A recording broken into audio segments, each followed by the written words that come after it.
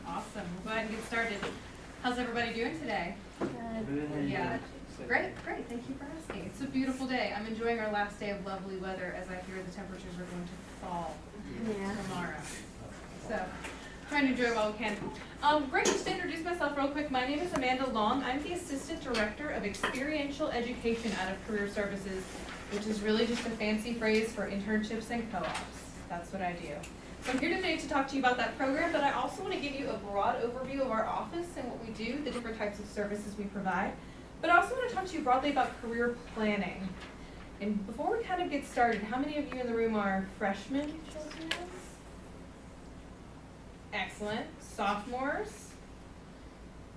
So I think that covers most of you. Any juniors or seniors in the mix? One in the back, yeah. Excellent, awesome. That's perfect. So really this is the best time for you to really start career planning is freshman and sophomore year. Because there's a lot of great resources here you can take advantage of to really help you make sure, am I on the right path? Am I going to be successful by the time I graduate? And I'm going to talk to you about the resources that we provide as well as others that are available to you. But even before we dive into all of that, just to make this a little bit more interesting, I'm going to pitch some statements out to you all, and I want to get your feedback. So these statements are based on things that I've heard from a lot of first and second year students in career services, and I want to just kind of get your feedback and see what you think. Let's start with the one on the top left. A lot of students come into career services and they say, I think there's only one perfect job for me out there. What do you guys think? See you shaking your heads, a couple of you. Why do you think there's not just one perfect job for you out there? What do you guys think? Let's hear from some of you. Because the jobs aren't tailored specifically to one person, they're tailored to a wide group of people with different skills and stuff. Okay. Okay, so it's more on the way jobs are structured. It's not going to be one that's just perfect for you. Other thoughts, other ideas? Yes? I mean, you have to have other interests that could lead you to another career. Mm-hmm. Like, I know many struggle between two majors because they have two distinctive and separate Sure. majors that they want to go into, but Okay. yeah. So right, so there may not be just one job that kind of encaptures everything you could possibly want to do. Okay. Good thoughts, good thoughts. So I'm going to tell you, I think there's actually a lot of perfect jobs out there for you. I think there's a lot of great job options out there for each and every one of you. I think the real challenge here is, how do you know what they are? How do you find them? It's probably not a conversation you're going to have in the academic classroom. What types of jobs can you do with your major? So through career services, we kind of make that our responsibility to know those things and then to give that information back to you. So whatever you're thinking about in terms of a career option, we can talk to you about all the different things you can do with whatever major you choose and the different ways you can apply it. So let's kind of skip over and talk about number 2 over there. Choosing a major means deciding what I want to do with the rest of my life. What do you guys think?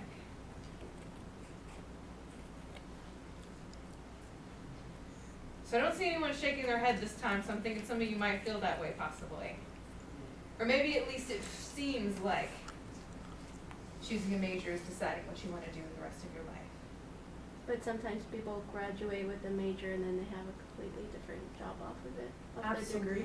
Absolutely. In fact, how many of you know someone who's working outside of the field that they got their degree in? Probably almost all of you do, I would guess. So yes, so that's definitely a possibility. But also again, there are so many unique ways you can apply a degree to so many different industries. It's really not just about the ones that are the most obvious choices. You've got a lot of great options. And I'll give you an example of that. So before I was a career advisor, I had never heard of technical writing. Didn't know what that was as a career option. And when I think of technical writing, you think of all those people who have to complete manuals and how-to guides for software packages and other technology-related products.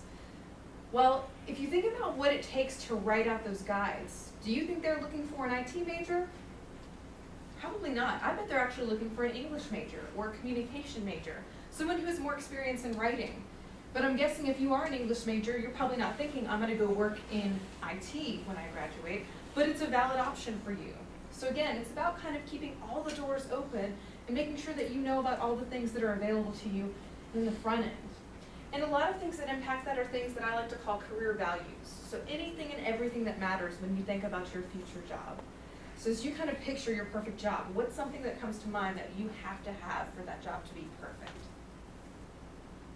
What's something that your job needs? Give me some examples.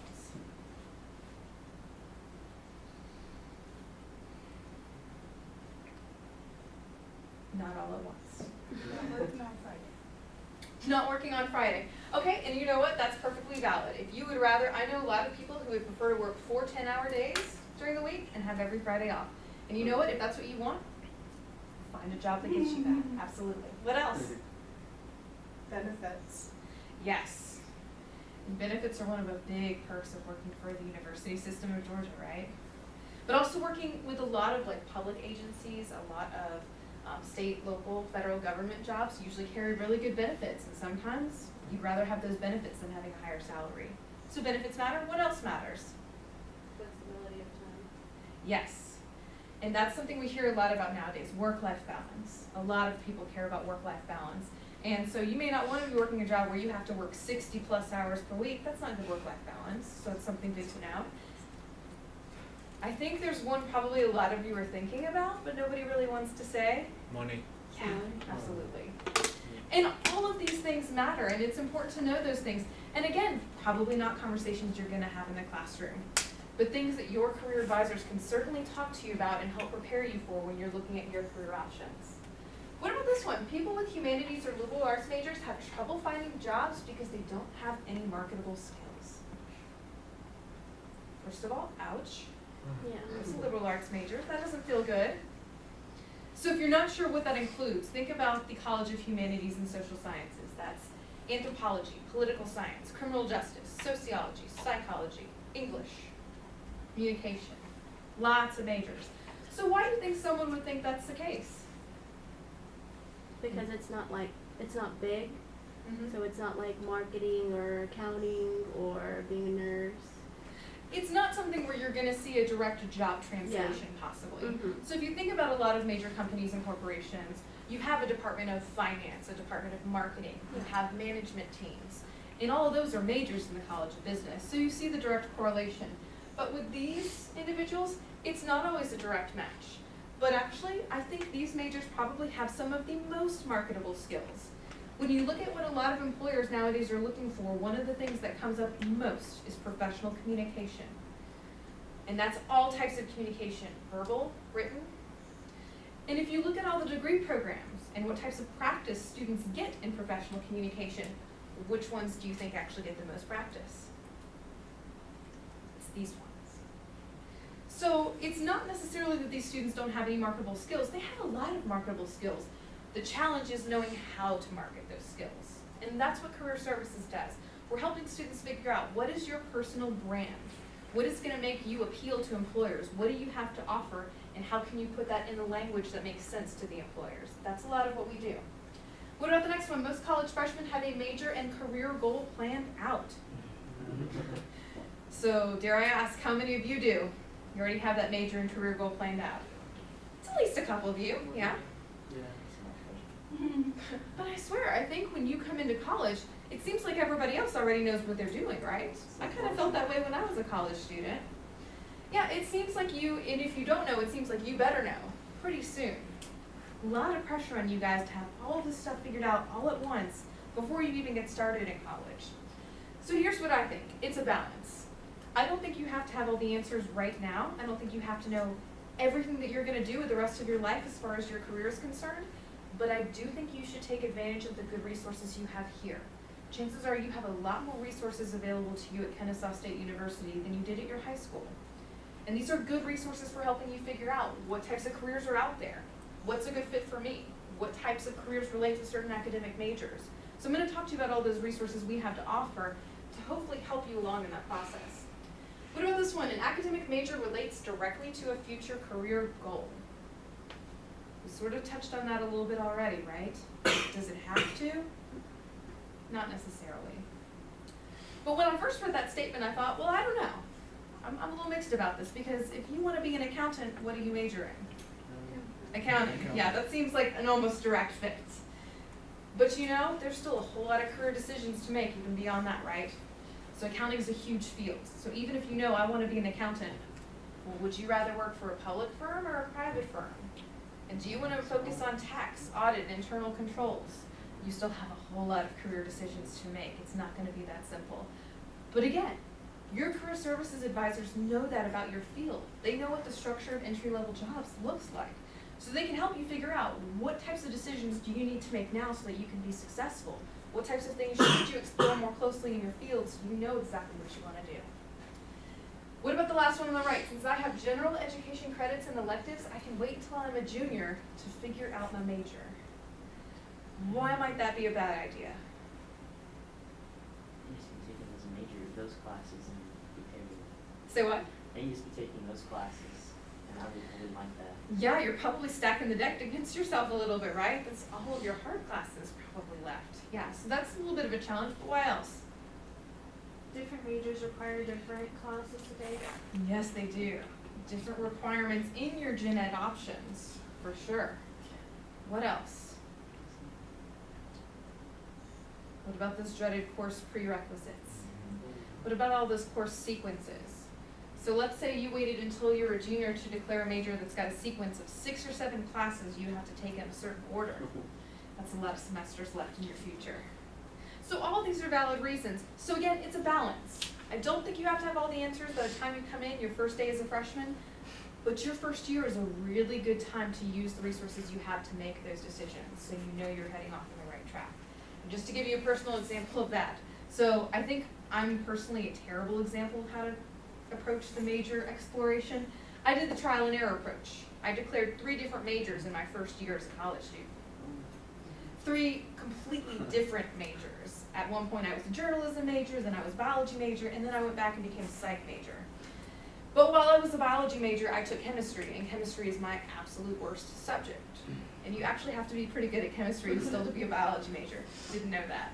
So took some classes I didn't need that brought my GPA down. Not a good way to do that.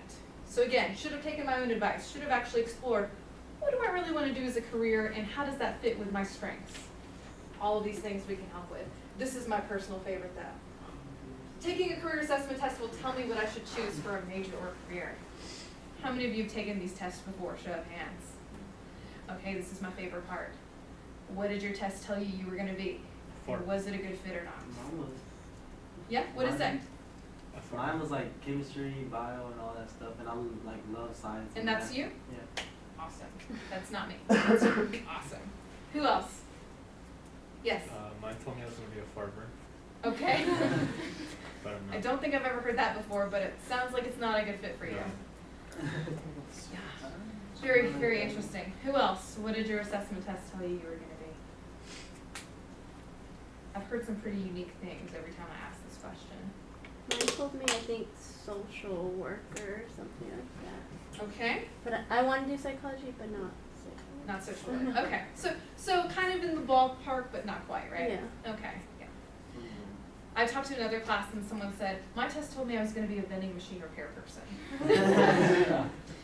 That raises a lot of questions in my mind. First off, what person was sitting in an office somewhere writing in that answer and saying, I can't wait till the student gets this response? A lot of questions.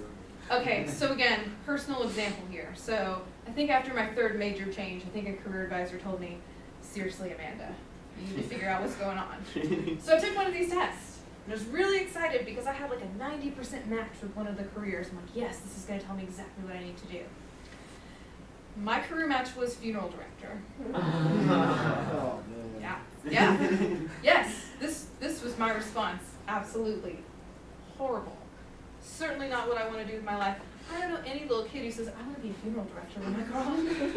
Nobody. Where would you go to school for that? Is that like, Who knows? I would totally love to do that, to be honest. I know there are such things as mortuary school, Yeah. and I know it's a Really? good fit. Okay. I mean, there's definitely options I mean, for the that. bombers are pretty rad. I mean, I know a couple. Oh, and there's good money in that Yeah. field too. No, listen, the field definitely has its perks, but none of those appealed to me. That was not the job I wanted. So I went back and looked at the assessment test and was trying to figure out why would it tell me that's a good fit. And the reason it did was because I scored really high in certain areas that it matched a funeral director. Things like having a lot of empathy for others, wanting to be in a position to help other people, good ability to deal with difficult emotions. Okay, yes, but don't those things align with a lot of other career paths as well? Is funeral director really the only option? I don't think so. So long story short, I got my undergraduate degree in psychology, got a master's in professional counseling. I worked as a therapist briefly for a little bit before I became a career advisor. So the test really wasn't getting at anything wrong, but I find a lot of times those career responses they give you, it's a shot in the dark. Sometimes it hits, sometimes it doesn't. It's more important, I think, that you know very broadly what type of industry is a good fit for you, with your career values, with your interests, with your education. What types of general fields combine all of those things so that you can be a little bit more successful? Awesome, that was fun. So now that hopefully we've gotten everybody thinking about their future careers, let's talk about some of those resources I mentioned, things that you can utilize from career services to help you get started in this process. The first thing I'd like to point out to you is our career services to-do list. So 3 very simple things that you can do to get connected with our office. The first is register for OWLINK. Is anyone in here already familiar with OWLINK? Yes, bonus points for you. Awesome. And I know you're probably thinking, is that like Owl Life, Owl Express?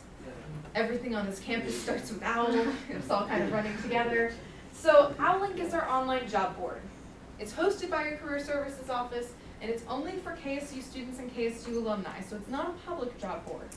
Would anyone care to guess how many jobs are currently posted on OWLINK? Ballpark. 10. Ooh, shoot for the stars. Is there over like 1,000? Yes, it is. Gosh. It's sitting right now, I think, between 1,100 and 1,200 jobs right now.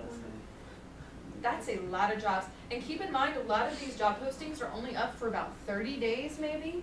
So if you look on an annual basis that at any given point in time, we have over 1,000 jobs on the board, that is a lot of jobs coming through your Career Services Center. And again, it's not a public job board. This is only for KSU students and KSU alumni. Yes? Is this the same website where you find the student assistant positions online? No, good question. So we host some KSU opportunities on OWLINK, but student assistant positions are actually hosted through Student Life. They have a separate kind of job posting area for that. But that's a good question, because a lot of students ask that. That's why I said like 10, because that's usually what I see. That one probably is about 10. That's probably a good guess for that one. No, ours is much, much bigger. And these are not just full-time jobs. These are all types of opportunities. Part-time jobs, internships, co-ops, temporary jobs, seasonal jobs, everything. So any and every student should be registered for OWLINK, and I'll show you real quick how to do that because you all already have access. Does everyone in here know their KSU ID number? That 000 number that every student gets. Sure you did. If you don't, now's a really good time to learn that because that is basically going to be your user ID and your password when you access OWLINK, at least for the first time, and then you can change your password. Now, the very first time you log into OWLINK, this is not the first screen you will see. You'll be taken to a profile page. Most students say, well, I'll come back and do that later. Take a couple minutes, go ahead and fill out that profile, because the profile helps the system find matches for you. The profile also tells the system which jobs you do and don't qualify for, so it's really important that you keep it up to date, maybe updated at least at the end of every semester, once you complete your courses. So when you first log into OWLINK, there's usually some really good information about upcoming events, announcements. You'll see career fair information posted here later on, but even you can see up here, Job Finder is always looking for matches for you. So it can help you find the careers or the internship opportunities that are most related to what you've been looking for. It's a very, very smart system. And I mentioned earlier we have some good resources available, and 2 of them are right here on OWLINK. I like both of these a lot. So Career Explorer talks to you about both popular careers, so careers that maybe have good projected growth right now, careers that are very popular in a lot of different areas. And then it also talks about leading industries, so maybe helping you figure out, well, how can I plug my major into government, if that's where a lot of jobs are, or if that's the industry I want to work in. But then, for maybe if you don't know exactly what you want to do, or you're still kind of tossing some ideas around, Career Finder can be a really good resource.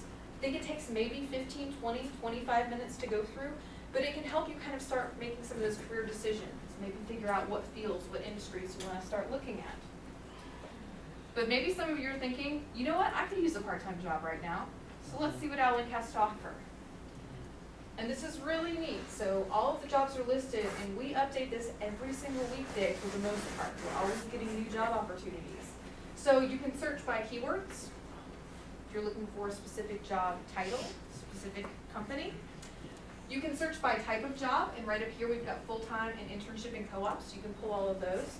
And I will say, generally speaking, if you're looking just at the internships and co-ops, at most any given time, we have over 300 postings that are just internships and co-ops. Great options. Don't you have to be an upperclassman to have an internship? Ooh, I'll get to that later. Oh. Yeah, I'll get to that later. Actually, you can start doing co-ops your sophomore year. Oh. So it's actually something you can start pretty early. But and that's just to earn credit. You could do an internship as a freshman, and that's still something you could put on your resume, still something you can start getting involved with. So lots of great options on here for all different types of jobs. But maybe you're a student with a very specific need. You might be a chemistry major, and maybe you want to work in pharmacy. Well, that's pretty specific. You may not find a pharmacy job on OWLink. We may have some come through every so often, but when you go to look, you may not see something pop out right at you. So let's instead take a look at the employer directory. And this is kind of our directory for a lot of employers who have ever used us for recruiting, who have ever posted jobs with us. And you probably can't read that number. 11,623 employers listed in our directory. That's a lot to comb through. But here's what I really like about the directory. You can narrow by industry. So if you say, well, I'm going to see all the employers who are related to, oh, wait for it, biotech and pharmaceuticals. Let's narrow the field a little bit. 99. So you now have 99 leads to finding employers who might have jobs in your industry. Or at least to getting maybe a contact for someone you could reach out to and suggest, hey, I'd like to do an internship with you. So just so you can kind of see, they're going to be organized alphabetically. And you can click on any of them that interest you, and usually what you'll see is maybe a small blurb about who the company is and what they do, an address, where they're located, which is especially good if you're looking for someplace maybe close to home. If by chance they had a job posting that you missed, you would see a number here in this box, and it would direct you right to the job posting. So you could actually use the directory to look for jobs as well. And then on the far right, a link to the website. So maybe you can browse the website to see, well, let's find out some more about this company. Let me do a little bit more research and see if they have any jobs available. So these people have partnered with KSU? Mm-hmm. So would that In some increase our capacity. chances to get a job there? Possibly. Possibly. A lot of employers who come through KSU Career Services are actively seeking to hire a Kennesaw State student or graduate. So in a lot of cases, it definitely gives you an advantage. But also if you think about, so if an employer only posts their job opening on OWLink and they don't post it anywhere else, you might be competing with 12 other students for a job as opposed to hundreds. It definitely helps you kind of narrow the field and probably increases your chances of getting an interview. So I do think there's definitely value to going through this system and reaching out to employers this way, because probably they've connected with someone in our office in the recent future, in the recent past, and probably will again. So this is a fantastic system, definitely one of my favorite things that we offer. But I'm going to circle back to that to-do list, and you can find it here on our main page by clicking Start Here. So the other basic thing to do is just to meet with our office. Schedule your first appointment with a career advisor. We're set up in a really smart way. So right now we have 2 advisors assigned to every college on campus. One of them is a designated internship co-op advisor, so helping you figure out how are you going to get experience while you're still a student. And the other is going to be your kind of full-time career advisor, so the person to help you figure out what your next step is after you graduate. So that's kind of how you can picture it. And the reason we've done it that way is they have very targeted advice to give you about what employers in your field are looking for, about what you need to do to prepare for careers in your field. So visiting with our office is a very easy and simple way to connect with us. And then number 3 is to attend any of our networking events. Typically during the fall and spring semesters, we have employers on campus every single week. So you have lots of opportunities to connect with company representatives and find out about different types of jobs in the area that are available. Probably you've already seen some of those employers set up. We have a lot of info sessions and info tables that take place in the Burris building, in the social science lobby, and anytime you see an employer on campus, it's probably because they have jobs. They are here to recruit. So lots of good opportunities to connect with company representatives that you probably wouldn't have general access to out in public. So getting back to the presentation, I'm next going to show you my absolute favorite resource. It's called My Major Is Now What? So when you think about your college degree, you're thinking, okay, so I'm going to figure out which major I'm going to declare. Great. Now what do I do with that major? That's kind of the next hardest question, right? What types of careers can I actually get with that major? Where would I apply it? So we've set up info sheets related to that for pretty much every major we offer here at KSU, and even some that are more specific or that we don't have here. So someone give me a major to take a look at. Engineering. You would pick that. That's okay. This time next year you may have engineering, right? That's gonna be a good option. Oh, and I forgot, I've got access to it here on the website. So just so you know how to get to this resource, because you're probably gonna wanna bookmark it. From the home page, you click on resources on our main website. This one is number 2 under student resources. So let's go click on engineering, and this is how it's set up. On the left side, you have all the different areas in engineering that you would go into, different areas that you would focus on, maybe concentrations you would have. In the middle are going to be the types of employers who would hire you. It's generally pretty broad, but the idea is maybe some of these employers you would have thought to look at, maybe some of them wouldn't have crossed your mind. So kind of a good way to cast a pretty wide job search net. And then on the right, specific information and strategies for what you're going to do as a student to prepare for that job. So broadly, any engineering discipline is going to have a lot of these different areas: production, sales and marketing, management, consulting, research and development, teaching, law. Engineering is a very wide field. The types of employers who would hire you: any big industry, lots of businesses, government, pretty wide field again. And what do you need to do as a student to be successful in that? First thing it says, obtain related experience through co-op or internships. That's critical. That's basically what employers are going to be looking for in your resume. But also, consider advanced degree options, maybe an MBA, even a PhD. You have other options. Develop strong verbal and written communication skills. Probably something, again, employers would be looking for in your resume. And then learn the different processes related to federal, state, and local government job applications. So let's say maybe you want to be a little bit more specific than that. Maybe you're interested in chemical engineering. Okay, so within chemical engineering, lots of different areas again. Administration, so design and construction, to control systems, to process, operations and production, or environmental and waste management. The types of employers who would hire you, and this I think is even a little bit more specific, so maybe some industries to look at, from plastics to food processing, even cosmetics. And then on the right, what do you need to do? Well, you want to talk about a combination of understanding of chemistry and the engineering process. Develop exceptional interpersonal skills, which I think is kind of a surprise, but something obviously valued by that industry. Acquire technical work experience during your college years. So again, this is very targeted advice for what you need in order to be successful by the time you graduate with this degree. Again though, engineering is a wide field, so you've got civil, electrical, industrial, material science, mechanical, environmental. This is probably the longest sheet I've seen yet.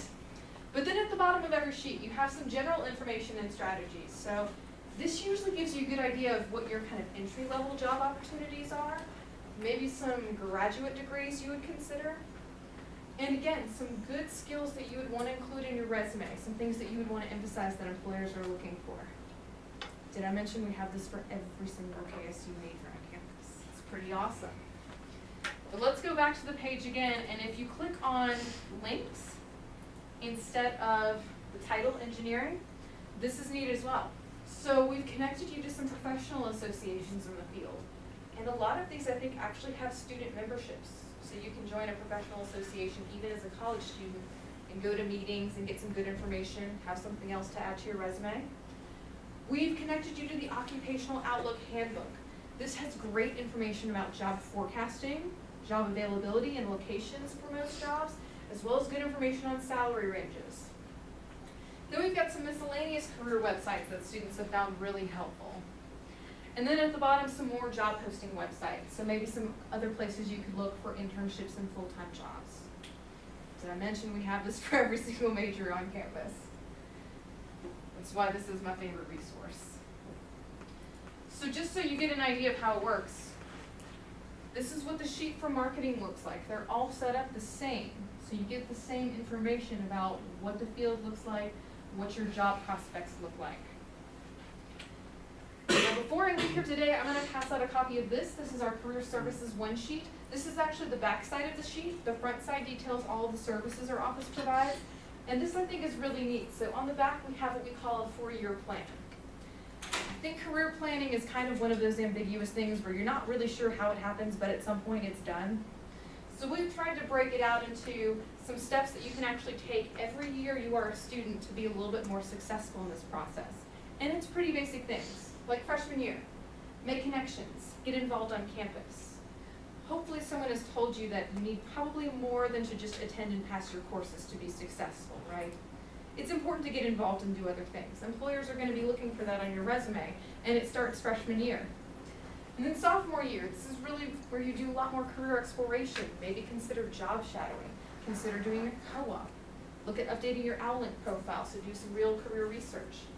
Then junior year, this is really where you start getting your experience, start preparing for whatever your next step is. So hopefully by the time you are in your last semester of your senior year, all you have to do is fine-tune your resume and job interview skills, and it's going to be a lot easier at that point. And then at the bottom, we have the breakdown of who serves what college and our office phone numbers so you can call and schedule your first appointment. So moving on real quick, let's talk about logistics. Does everybody recognize that building in the picture on the right? It's Kennesaw Hall. I think it's the best labeled building on campus because it says Kennesaw Hall in big letters right there.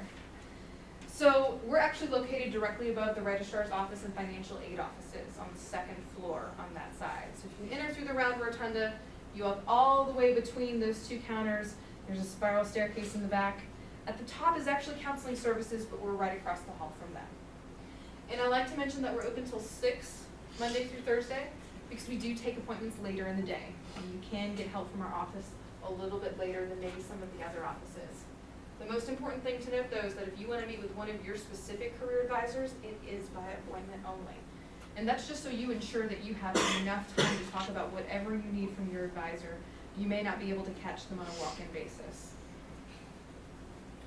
But also, I think we're one of the few student success services offices that has satellite offices. We have 4 other office locations around campus as well. These offices house our internship and co-op advisors. So your internship and co-op advisor is in an academic building related to your college.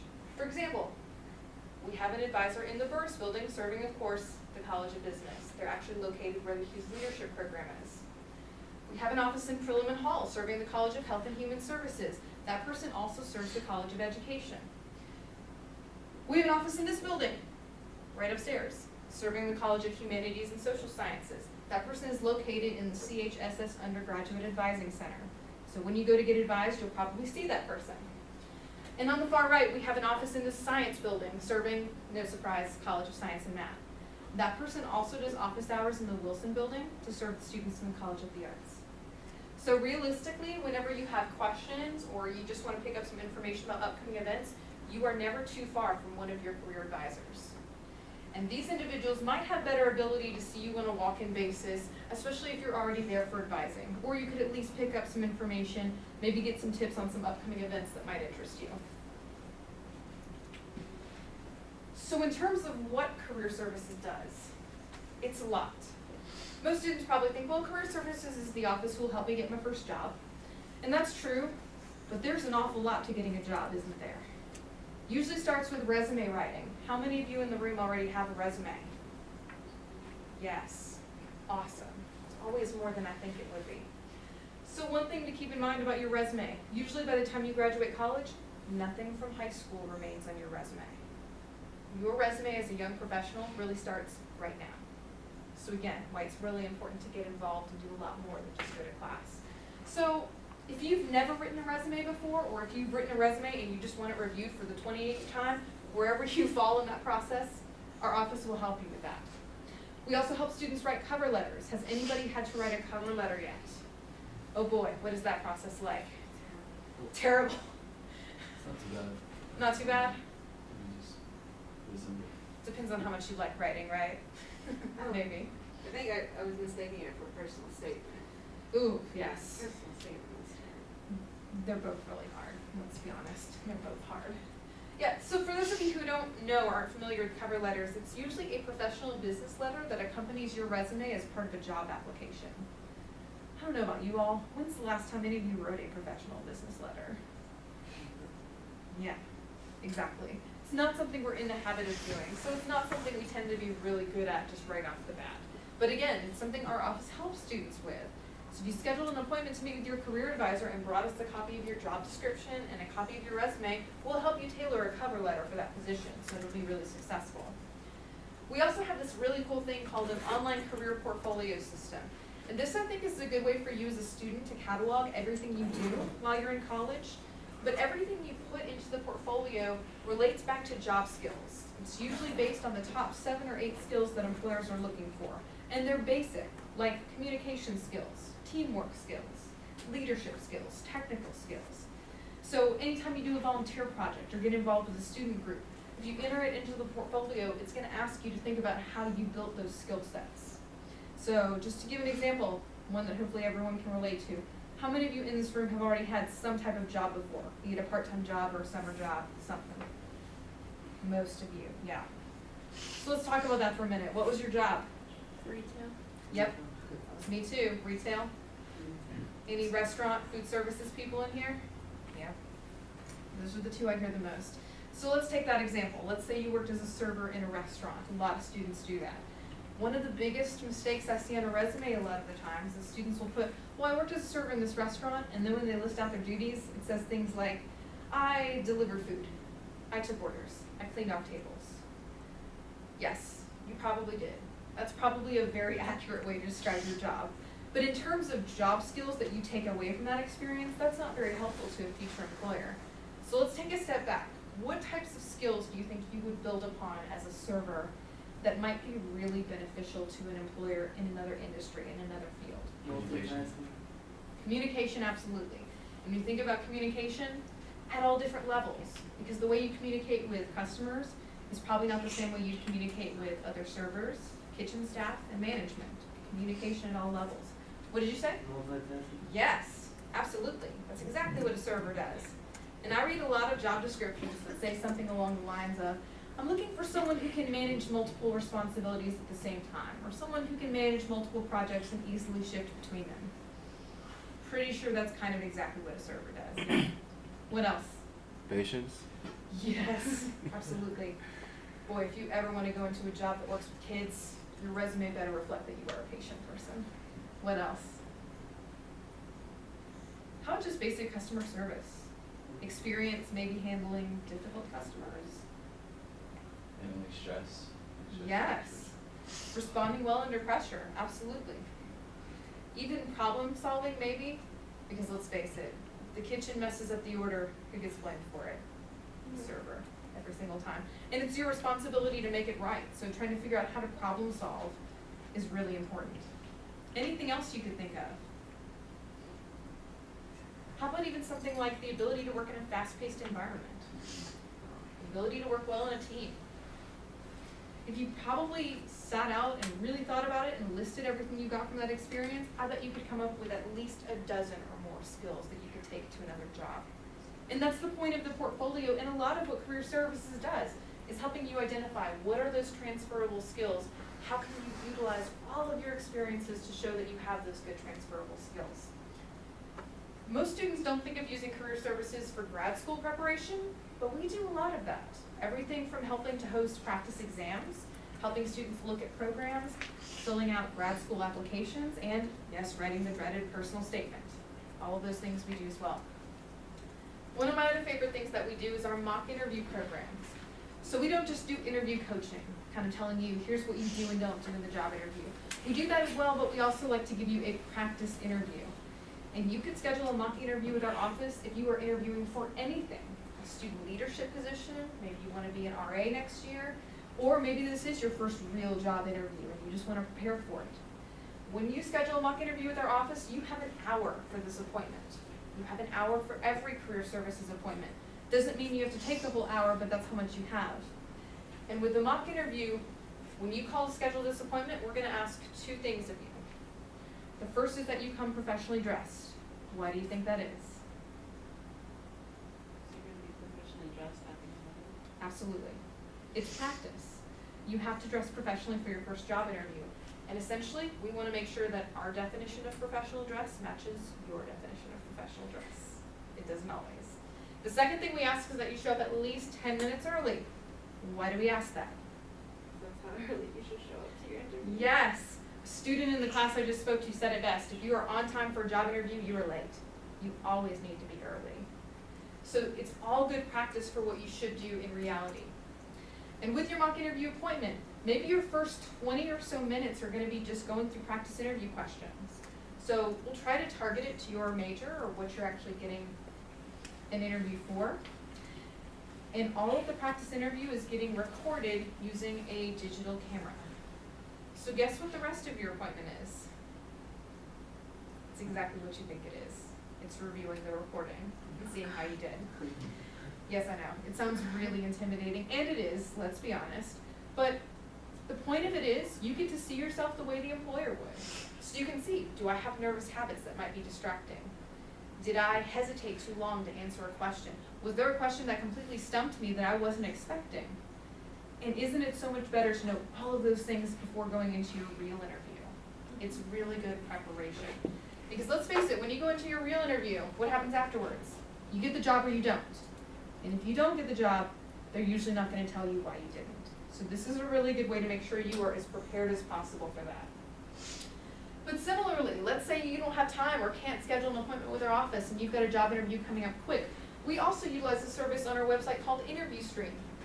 So at Interview Stream, on your home laptop or your home computer, assuming that you have a digital camera or access to one, you can actually do an interview using the service. So we have a web service that has video recordings of a professional asking questions related to lots of different fields. You can pick a kind of pre-formatted interview, or you can write in your own questions. You can kind of make it your own. And then when you record yourself answering the questions, you can connect with your career advisor and have them give you feedback on that as well. That's another option for you. I already mentioned we have lots of employers on campus all the time recruiting. We also have employers that do on-campus interviews. And this is a service I think not a whole lot of students are aware of. But to give you an example of how it works, is everyone in here familiar with the Coca-Cola company? Okay, good. Yeah, welcome to Atlanta. Excellent. So Coca-Cola hires for a lot of internships and full-time positions through our office. And they have a really good internship program. Let's say you wanted to do that internship program and you were so excited you got an interview scheduled. What if your interview happens to be at 8 o'clock in the morning on a Thursday?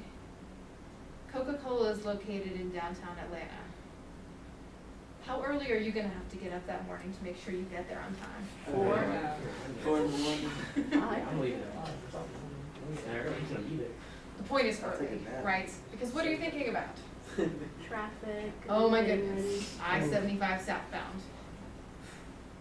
Traffic, if the weather's bad, heaven forbid there are lane closures, who knows? Traffic alone is such an unpredictable thing. You have no idea how long it's really going to take you to get there, especially if you don't drive that way on a normal basis. But also, what about parking? Where do you park? How far are you going to have to walk? Coca-Cola is a pretty big building. Where exactly is your interview taking place inside that building?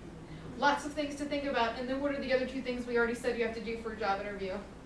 Get there early. Get there early and be professionally dressed and hopefully composed as well. That's the other hard thing. So that's a lot to think about, but let's imagine instead Coca-Cola is doing on-campus interviewing here at KSU. That means their interviews take place in Kennesaw Hall across the campus screen. So the great thing about on-campus interviews is in most cases, you actually get to schedule your interview on the day the representatives are here. So you can decide, I don't want to do it first thing in the morning. I want to do it after I'm done with classes. Or maybe I want to do it in the middle of the day when I have a break. You can schedule the interview so you feel like you can be successful when you go to it and you're not having to leave campus. It's going to take place right here. Coca-Cola does use this service through us, as well as a lot of other big name companies. But those on-campus interviewing positions are only posted on Owlink. It's another perk of being in that system. I didn't mention yet, but our office is, of course, the one that does the big career fairs every year. Currently, we do 4. We'll probably add a bunch more as time goes on. So right now, we do a general fair in both the fall and the spring, and then we do 2 specific fairs. We do an accounting career fair in the fall, and we do a teacher career fair in the spring. Our general career fairs bring over 100 employers onto campus for a single day. And usually we have anywhere from 700 to 1,000 students who attend those fairs. And it's a lot of big name companies, again, like AT&T, Home Depot, Frito-Lay, Hershey. Porsche came to our last career fair. Oh, yeah, I saw that. You saw the Porsche, yeah, they parked a Porsche out in front of the convocation center. That was pretty cool. So big name companies that are all here to recruit, not just for full-time jobs, but also for internships and co-ops. So if you're looking for any type of opportunity, when else would you get the chance to talk to representatives from over 100 companies at the same time? The career fair is great for that. And of course, the very last thing I want to talk to you about that our office does is our experiential education program. How many of you in this room are already thinking about doing an internship or co-op before you graduate? Yes, pretty much all of you. That's awesome. So obviously I'm a little bit biased when I talk about how great this program is because it's the program I work on. But one of the best things I think that we offer through our program is we offer academic credit. A lot of our counterpart institutions and universities do not. You're doing an internship on your own time because you want to. We actually award credit hours towards your degree program for doing an internship or a co-op in your field. But also, if you think about networking, that's really a buzzword in finding jobs right now. How do you network? How do you meet professionals in your field? The internship is one of the best ways to do that. You'll go to work for professionals in your field. You'll get connections through them. How many of you have heard people say, it's not always what you know, it's Who you know. who you know? Absolutely, and that's very true in the job market. For many of our students, it's just a way to apply what you learned in the classroom to what you would actually do in a job. And sometimes it looks very different. You know, how you learn something in theory is not always the way it works in practice, and you can see how those relate. For a lot of our students, particularly in science and IT, it's just good exposure to things we probably don't have here. For example, the Centers for Disease Control take a lot of student interns. I think usually they have between 4 and 5, maybe 6 interns a year that come from KSU. If you're a science major, could you imagine putting on your resume that you worked in a CDC lab? That's pretty cool. For many students, it's a great way to clarify your career goals. So maybe you don't know what area you want to focus on with your degree. Maybe you're not sure what you would like best in your field. You can try it out for an internship and see if it is actually a good fit. Some students come back and they say, that was perfect, now I'm 100% sure I'm going the right way. Other students come back though and say, that was nothing like I thought it was. Maybe I need to change my major. And that's okay. It's much better to know that while you still have options and can still make those decisions. This is the one I think everybody's really interested in, let's be honest. So it is a good way to earn some money as well. Most of our internship and co-ops are paid positions, and they tend to pay much better than your typical student job. So if you think about if you were working as a waiter in a restaurant, or if you're working that kind of low-level retail job, you're probably going to be making minimum wage. With our internships, the most common pay rate across the board is at least $10 an hour. But even more, the national average hourly rate for internships is usually sitting at $16 and some change.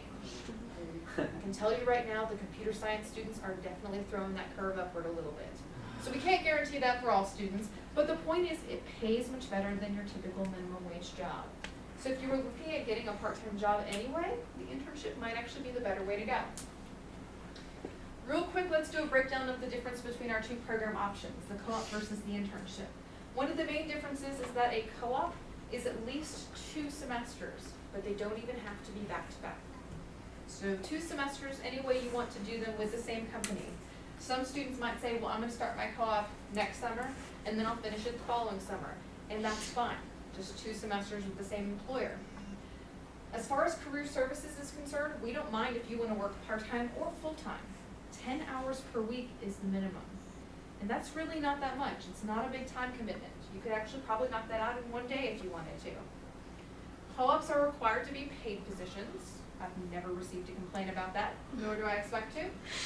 And with students, you only have to have 30 undergraduate credits to start earning credit through the co-op program. So that means sophomores in the room. This is something you should be looking at right now. But even for freshman students, you'll probably qualify for your first semester of co-op next summer, next fall. It'll be here before you know it. It is something you can start really early.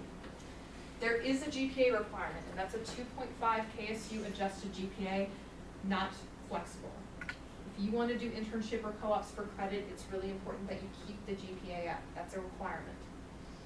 With the co-op, right now you earn anywhere from 1 to 3 credits per semester. Credits are usually awarded based on the number of hours you're working per week, so the more hours you work, the more credits you're probably going to be eligible for. But if you're doing a co-op for 3 credits in a single semester, that's kind of like replacing a course, right? Maybe that's another class you don't have to take. It's a really good option. Internship, on the other hand, is a little bit different. Internship only has to be 1 semester, but you could do it longer. The minimum requirement is just 1 full semester. And again, part-time or full-time work does not matter. 10 hours per week minimum is all you need. Internships do have the flexibility of being paid or unpaid positions. And I will say, depending upon what your field is and what you want to go into, sometimes unpaid options could actually be better.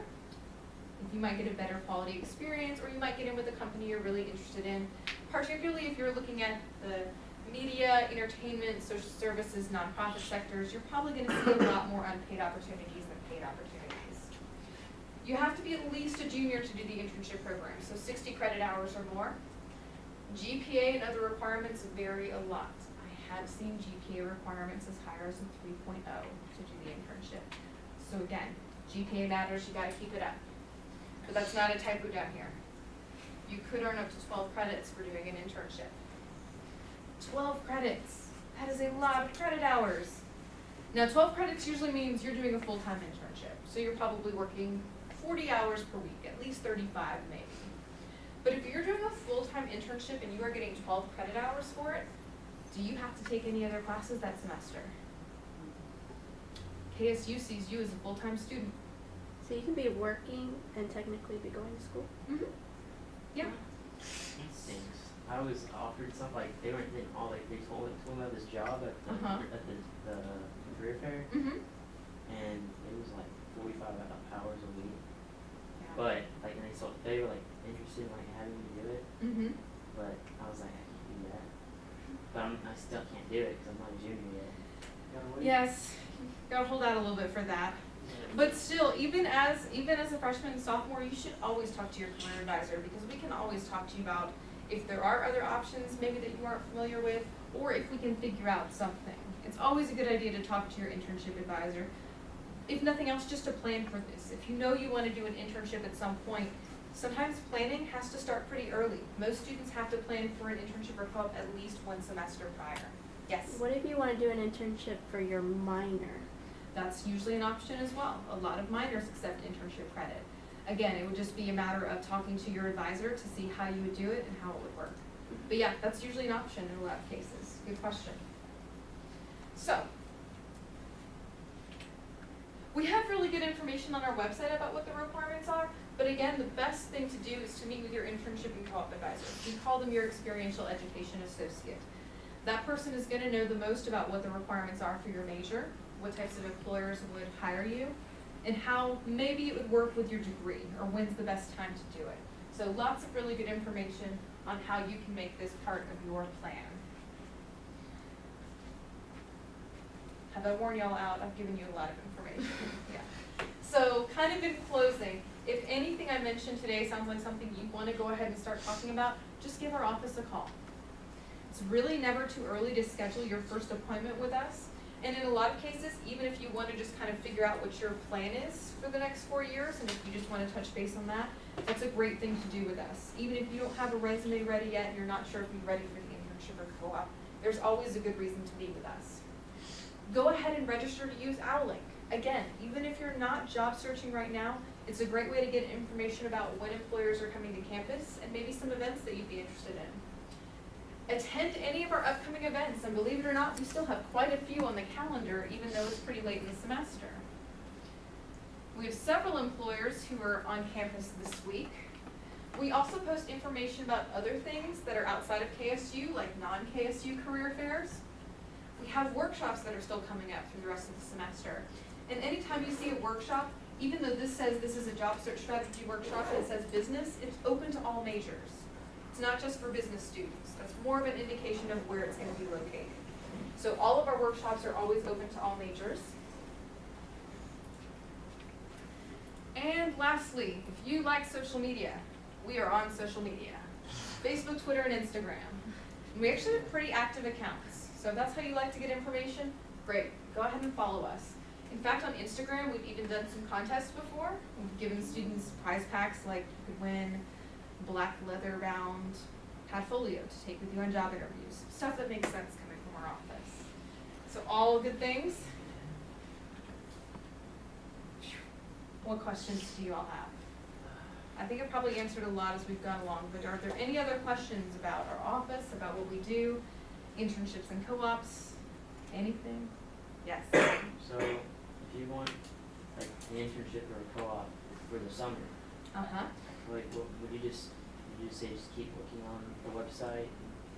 There are a lot of companies that are already recruiting for next summer's internships. Right. Yes. Keep looking on the website, schedule an appointment with us though. Okay. Usually since we are kind of in the know about when recruiters are calling the office, we might know something ahead of when it's even posted on the website. So usually if you connect with your advisor, they'll have the most up-to-date information about what's out there. Good question. Other questions? I have a question for you all. Was this helpful? Yes. Yeah. Good. Good. Just checking. Excellent. Well, thank you all so much for your time and attention. I hope to see you in our office real soon. Again, my name is Amanda Long. Please feel free to send me an email or call our office and talk to me if you do have any questions. We're always happy to help. Have a wonderful rest of your day. Thank you.